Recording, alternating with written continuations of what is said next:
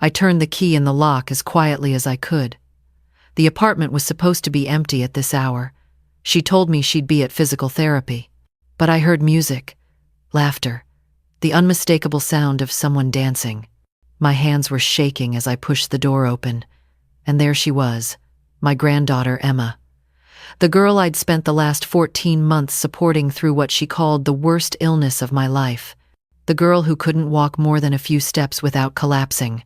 The girl whose chronic Lyme disease had destroyed her body, her career, her future. She was dancing, not just swaying, full choreography, arms up, spinning, laughing with a man I'd never seen before. When she turned and saw me standing in the doorway, the music still playing, her face went white. She froze mid-step. And I watched my granddaughter, who supposedly couldn't stand for more than 5 minutes without excruciating pain, calculate how to lie her way out of this. That was 3 weeks ago.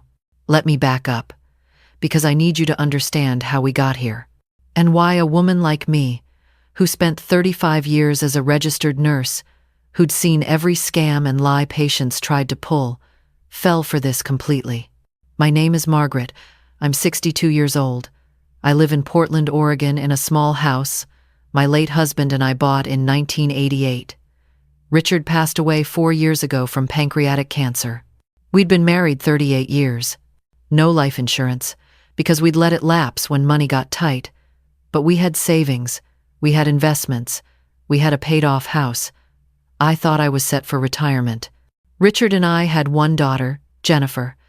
Jennifer gave us Emma when she was 23, and Emma was perfect, smart, beautiful, talented. She danced from the time she could walk. Ballet, contemporary, jazz, you name it. By high school, she was getting scouted by companies, professional opportunities, real ones. But Emma was also, and I say this with love, a bit entitled.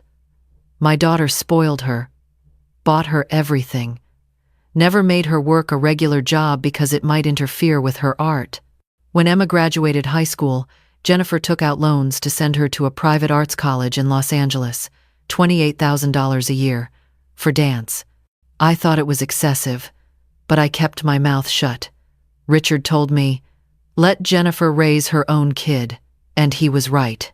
So I stayed quiet and watched Emma spend 4 years in California studying modern dance while Jennifer worked 2 jobs to pay for it. Emma graduated in 2019, 22 years old, bachelor's degree in dance performance. And you know what the job market for dancers looks like. She moved back to LA and started auditioning, waitressing, taking dance classes, the usual struggle artist routine. Jennifer was still helping her with rent. I sent money here and there. Birthday, Christmas, the occasional I'm short on rent emergency. Then 2020 happened. Pandemic, everything shut down. Emma lost her waitressing job, lost her dance classes, moved back home to Portland with Jennifer. And for 2 years, she lived in her childhood bedroom, working delivery apps, complaining about how the pandemic stole her chance. By 2022, things opened back up. Emma was 25.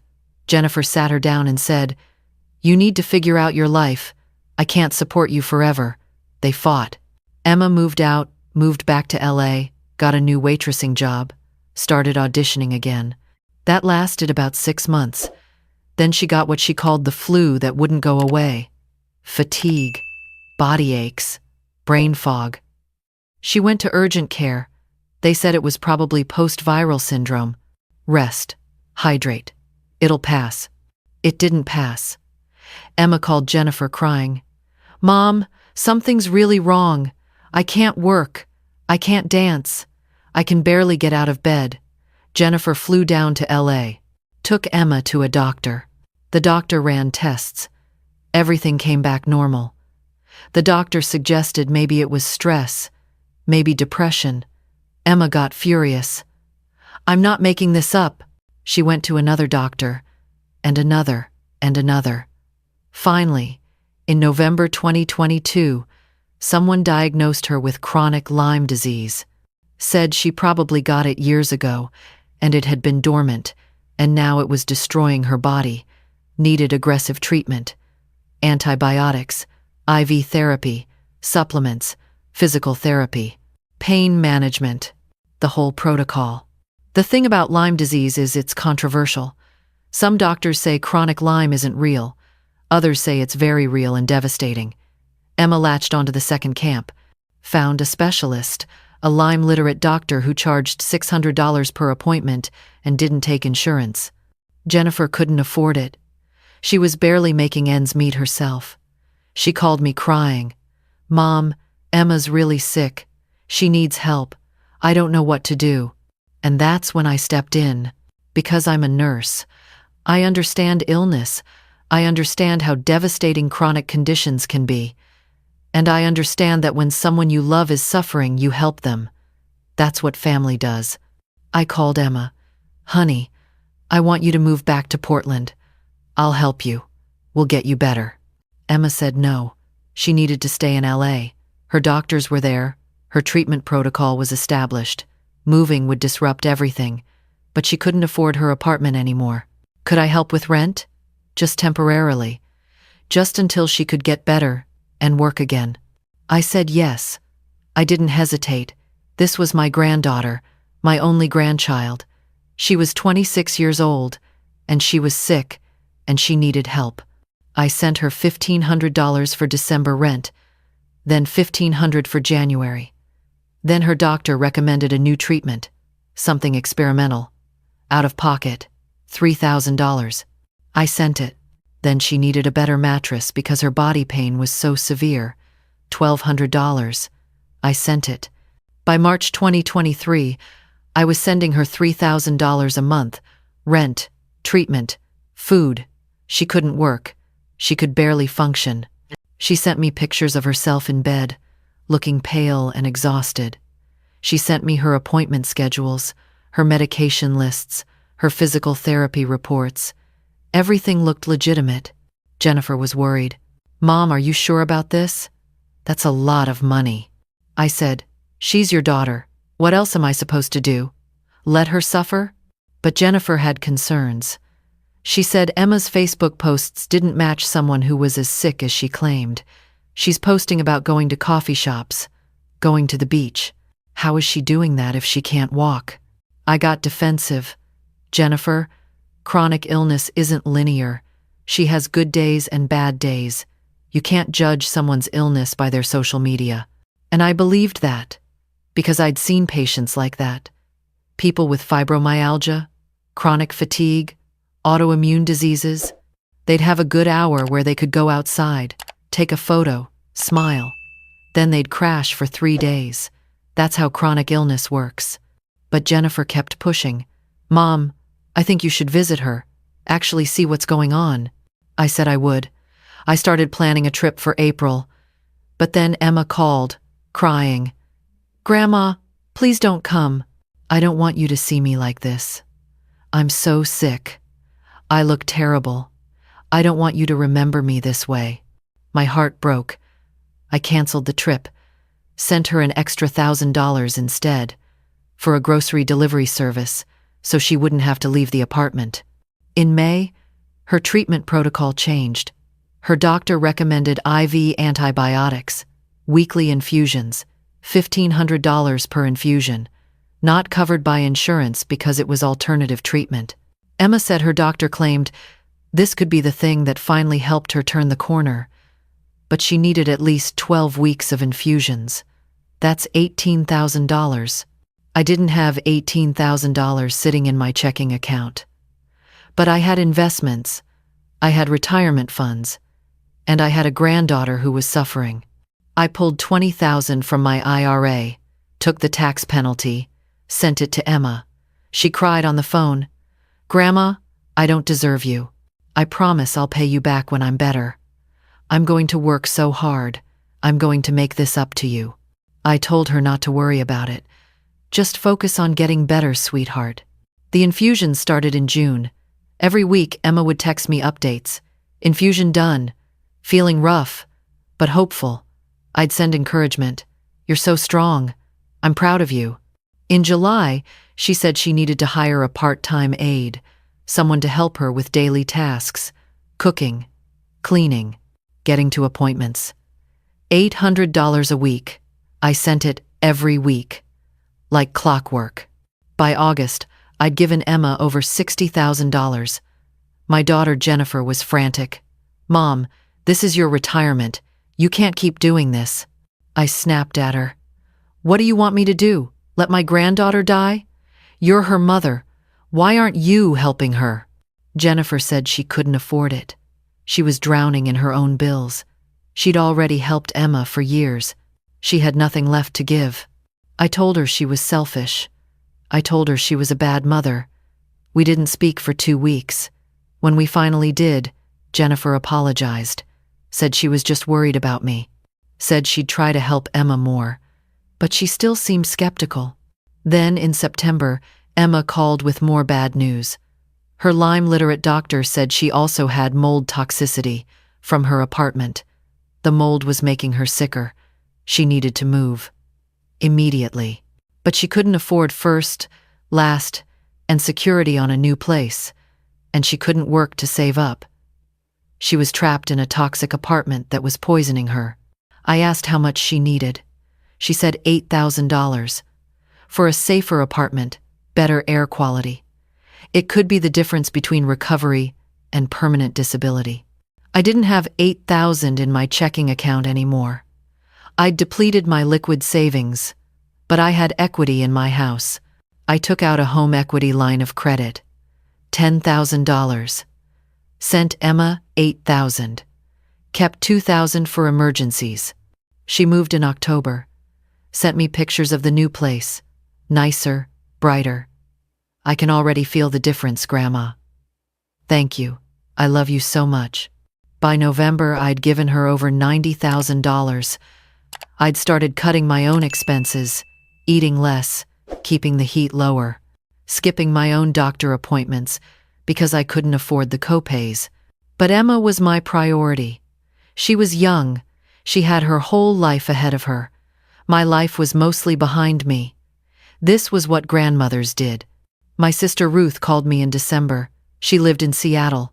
We'd always been close. She said, "Margaret, Jennifer's worried about you.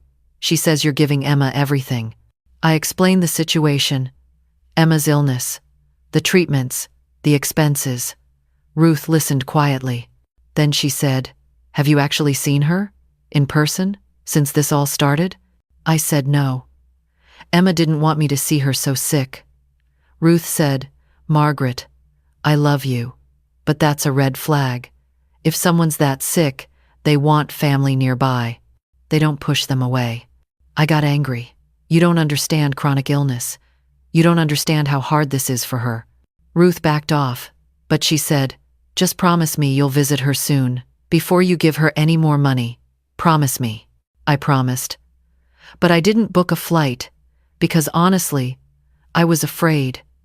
Afraid to see my vibrant, beautiful granddaughter reduced to a shell. Afraid to see her suffering. Afraid I'd break down and cry and make it worse for her. Christmas came. I sent Emma $3,000. For presents, for food, for treatment. She sent me a video message. She was in bed, looking pale, voice weak. "Merry Christmas, Grandma. I wish I could see you. I miss you so much. Thank you for everything. I don't know what I'd do without you." I cried watching it. Sent her another $1,000, New Year's gift. In January 2024, Jennifer came to visit me. She sat at my kitchen table and said, "Mom, I need to tell you something, and you're going to be mad at me." I braced myself. She said, "I've been checking Emma's social media, not just Facebook, Instagram, TikTok. She has accounts you don't know about. And Mom, she's not sick." I told her to stop. I didn't want to hear it. But Jennifer pulled out her phone, showed me screenshots. Emma's Instagram from the previous week. At a club, dancing, wearing an expensive dress. Caption, "Finally feeling alive again." I said, "She has good days. I told you, chronic illness fluctuates." Jennifer showed me more. Emma at a restaurant, Emma at the beach, Emma at Disneyland. all within the last month, all looking healthy, vibrant, not like someone who could barely walk. I made excuses. She's pushing herself. She's trying to live her life despite the pain. You don't see the aftermath. You don't see her crashing afterward. Jennifer said quietly, "Mom, there's more." She showed me Emma's Venmo account, public transactions, Emma sending money to friends, buying concert tickets, paying for bottle service at clubs, hundreds of dollars, thousands of dollars, my money. I felt sick, but I couldn't accept it. I said, "This must be old, from before she got sick." Jennifer said, "Look at the dates, Mom. They were recent, last week, last month. All while Emma was supposedly bedridden, all while I was sending her thousands of dollars for treatment." I told Jennifer to leave. I said she was lying. She was trying to turn me against Emma. We fought. She left crying. But the seed was planted. I couldn't stop thinking about those photos, those Venmo transactions. That night, I created a fake Instagram account, found Emma's private account, requested to follow. She accepted, probably not checking who it was. Her feed was full of photos, parties, clubs, restaurants, trips to Vegas, to San Francisco, to Mexico, all posted in real time, while she was texting me from bed about how sick she was. I felt like I was losing my mind. Maybe she was documenting old photos? Maybe she was posting throwbacks to feel normal? I wanted so desperately for there to be an explanation. I called Emma, asked how she was feeling. She said terrible, barely got out of bed today. Infusion yesterday really knocked her out. I asked if she needed anything. She said actually, yes. Her aide quit. She needed money to hire someone new, $1,200 a week. Could I help? I said yes, sent the money. But after I hung up, I looked at her Instagram again. She'd posted a story 2 hours earlier, at a yoga class, doing a headstand. That's when I knew. My sister was right. Jennifer was right. I'd been played. I didn't confront her yet, because I needed to be sure. I needed irrefutable proof. So I called my sister Ruth, told her everything, asked for her help. Ruth said, "I'm coming to Portland. We're going to figure this out." She arrived 2 days later. We sat down with Jennifer, made a plan. Ruth suggested we hire a private investigator, but that cost money I didn't have, so we decided to do it ourselves. Jennifer had Emma's address in LA, the new apartment I'd paid for. We decided I'd fly down unannounced, show up at her door, see for myself what was really happening. I booked a flight for the following Monday. Didn't tell Emma I was coming. That weekend, Emma texted me asking for more money, emergency dental work. Her Lyme disease was affecting her teeth, $2,500. I said I'd transfer it Monday, bought myself time. Monday morning, I flew to LA. Ruth came with me. Jennifer wanted to come too, but we thought that might be too confrontational. This needed to be me, her grandmother, the person she'd been lying to for 14 months. We arrived at her apartment complex at 2 p.m. A nice building, modern, expensive. I'd paid for this, with my retirement money, with my home equity. I had the key code. Emma had given it to me months ago, in case of emergency, Grandma. In case something happens to me, and someone needs to get in. Ruth and I stood outside the building. I was shaking. Part of me still hoped I was wrong. Hoped there'd be a sick girl inside who just happened to have some good moments she documented online. But when we got to her door, I heard the music, heard the laughter, and I knew. I turned the key, opened the door, and there she was, dancing, with a man I'd never seen. Music blaring, both of them laughing. She was wearing designer workout clothes. She looked healthy, glowing, beautiful. When she saw me, everything stopped. The color drained from her face. The man next to her looked confused, said, "Emma, who's this?" Emma couldn't speak, just stared at me. And I stared back at her, at my granddaughter, who I'd given everything to, who'd been lying to me for over a year. I said very quietly, "You can dance." She stammered, "Grandma, this isn't, I can explain." "You can dance," I repeated. "You're not sick." The man looked between us, clearly sensing something terrible was happening. He grabbed his shoes, said, "I'm gonna go," left quickly. Emma started crying. "Grandma, please, let me explain. It's not what it looks like." Ruth, who'd been standing behind me, stepped forward, said, "Really? Because it looks like you've been scamming your grandmother for over a year." Emma turned to her. "Who are you?" "I'm her sister. I'm the one who's been telling her to check on you for months." Looks like I was right. Emma collapsed onto her couch. Not a sick collapse, a defeated collapse. Started sobbing. "I'm so sorry. I'm so sorry. I never meant for it to go this far." I walked further into the apartment, looked around. Expensive furniture, designer clothes hanging in the closet, high-end electronics, bottles of expensive liquor on the counter. All of it purchased with my money. I turned back to Emma. "How long have you been lying?" She couldn't look at me. "Grandma, it started as, I really was sick at first, I swear How long?" She whispered. The diagnosis was real, the Lyme disease. But I got better. Last spring, around May, the treatment worked. I felt fine. But I realized if I told you, you'd stop helping me, and I needed the money. I had debt, credit cards. I wanted to live better. I thought I'd just do it for a month or two, save up, then tell you I was cured. You've been lying for 8 months. She nodded, sobbing. I felt like I was underwater. Everything was muffled, distant. I asked, "The infusions? The aid? The treatments?" "I never did the infusions. I pocketed that money. There's no aid. I used the money for living, for fun, for trips." "I'm so sorry, Grandma. I never meant to hurt you." Ruth said, "You took $90,000 from a retired woman. What did you think you were doing?" Emma looked up, shocked. 90,000? No, it wasn't that much. It was like, maybe 50?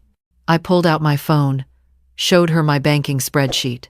Every transaction, every transfer. $112,000, Emma. In 14 months. That's what you've cost me. She turned white, genuinely seemed shocked. I wasn't keeping track. I didn't think it was that much. Oh my God. Grandma, I'll pay you back. I swear. I'll get a job. With what? I said. You don't have a degree that leads to a real career. You don't have work experience. You're 27 years old, and you've been living off your family your entire life. She flinched, but I wasn't done. I took money from my retirement. I took a loan against my house. I stopped going to my own doctors because I couldn't afford it anymore. Also, you could go to clubs. Also, you could take trips to Mexico. Also, you could play dress up in designer clothes. Grandma, please, I'm so sorry. I never wanted you to suffer. I thought you had plenty of money. I thought you could afford it. That made me laugh. A bitter, hollow laugh. You thought I was rich? Emma, I'm a retired nurse. Your grandfather left me with medical debt. I've been living on Social Security and savings. Savings I no longer have. Because I gave them to you. Ruth put her hand on my shoulder, asked Emma, "What about the doctor, the Lyme specialist?" Emma looked down. "He's real. I saw him a few times, but I stopped going after I got better. I kept the paperwork, used it to show Grandma I was still in treatment." "And the photos?" I asked. "The videos you sent me from bed?" "Staged," she whispered. I'd mess up my hair, not wear makeup, lie in bed for 10 minutes while I filmed. Then I'd get up and go out. I couldn't breathe. This was worse than I'd imagined. This wasn't a girl who'd made a mistake. This was calculated, sustained, 14 months of premeditated lies. I asked the question I was most afraid to hear the answer to. "Do you have any intention of paying me back?" Emma looked up at me, tears streaming down her face, and she didn't answer right away. That hesitation told me everything. Finally, she said, "I want to. I really do. But I don't know how. I don't have that kind of money. I don't even have a job right now. I was going to start looking, but why work when Grandma keeps sending money?" She started sobbing again. "I'm so sorry. I'm so sorry. I love you. I never meant for this to happen." But I didn't believe her, because if she loved me, she wouldn't have done this. If she loved me, she would have stopped after the first month, after the first lie, after the first $10,000. I stood up, said to Ruth, "Let's go." Emma panicked. "Wait, Grandma, please. Don't leave like this. Can we talk about this? Can we figure this out?" I turned back to her. "There's nothing to figure out. You lied to me. You stole from me. You exploited my love for you. And you did it for over a year without remorse. The only reason you're sorry now is because you got caught. That's not true. I felt guilty every day, but not guilty enough to stop." She didn't have an answer for that. I walked to the door. Emma followed me, still crying. "Grandma, please, don't go. I'll do anything. I'll sell everything. I'll get a job. I'll pay you back. Please don't give up on me." I paused at the door, turned to look at her one more time. This girl I'd loved so much. This girl I'd sacrificed everything for. And I said, "I'm not giving up on you, Emma. I'm giving up on this version of you. The version that uses people. The version that lies. When you become someone different, someone honest, someone who takes responsibility, maybe we can talk again. But until then, I'm done." She reached for me. I stepped back. Ruth opened the door and we left. Emma's sobs followed us down the hallway. We didn't speak until we got to the rental car. Then I broke down, cried harder than I'd cried since Richard died. Ruth held me, told me I'd done the right thing, but it didn't feel right. It felt like my heart had been ripped out. We flew back to Portland that night. I didn't sleep. Just stared out the plane window, replaying every conversation, every video call, every text, looking for signs I'd missed. There were so many. But I'd been blind, because I loved her. And love makes you stupid. When I got home, I called Jennifer, told her everything. She started crying, said, "Mom, I'm so sorry. I should have pushed harder. I should have made you see." I told her it wasn't her fault. This was on me. And on Emma. Over the next few days, Emma tried calling, texting, emailing. I didn't answer. She sent long messages, apologizing, explaining, promising to change. I deleted them without reading most of them. Then she tried a different approach, said she'd started seeing a therapist, said she realized she had a spending problem, an entitlement problem, said she was working on herself, wanted to make amends. I didn't respond, because I'd heard it all before. Emma was good at saying what people wanted to hear, but actions matter more than words. A week after I confronted her, my sister Ruth suggested I talk to a lawyer, see if I had any legal recourse, fraud, elder exploitation, something. I consulted with an attorney. He said technically, yes, Emma had committed fraud, but proving it would be difficult. I'd voluntarily given her the money. Her illness was real at the start. The line between help that lasted too long and intentional scam was blurry. And taking my own granddaughter to court would be expensive, lengthy, emotionally devastating. He asked if I wanted to pursue it. I thought about it for a long time, and ultimately, I said no. Because what would I gain? She doesn't have the money to pay me back. A judgment against her wouldn't change that. All it would do is make this uglier, more painful, more public. But I did want accountability, so I made some calls. I told my whole family what happened. My cousins, my aunts and uncles, Emma's other grandmother on her father's side. Everyone. I didn't exaggerate, didn't embellish, just told them the facts. Emma lied about being sick for 8 months. She took over $100,000 from me, used it for a luxury lifestyle.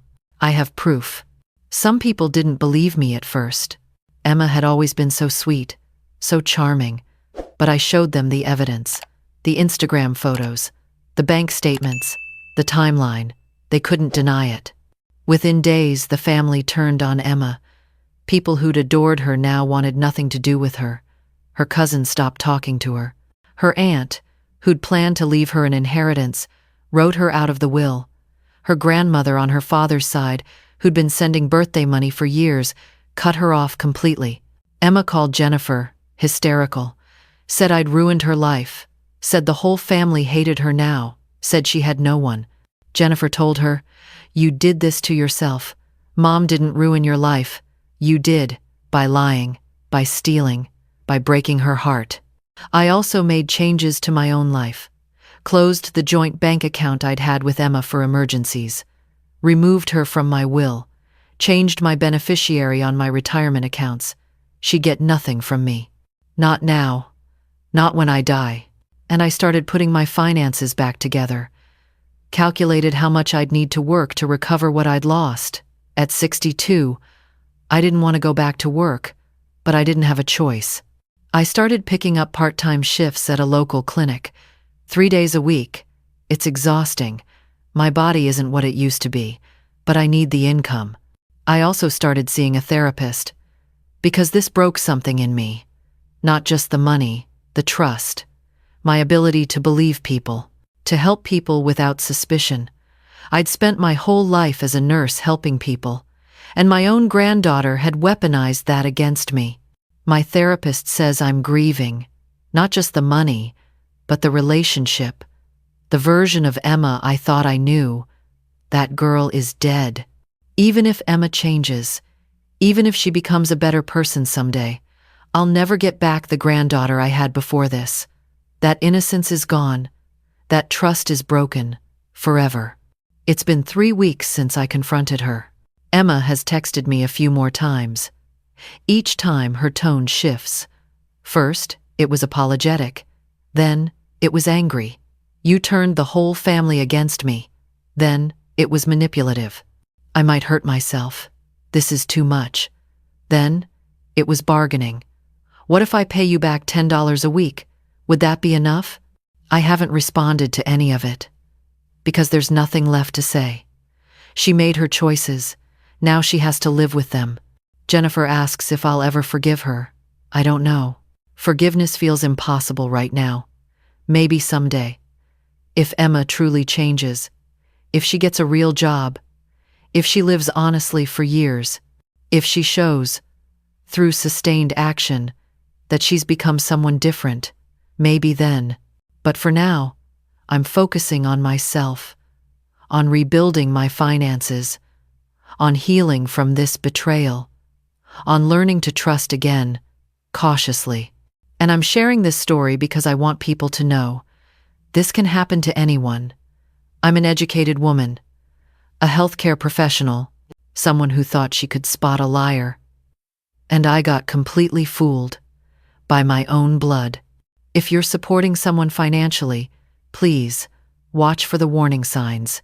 If they keep you at a distance. If they always need just a little more. If their social media doesn't match their story. If people who care about you are raising concerns. Listen, verify. Don't let love make you blind the way I did.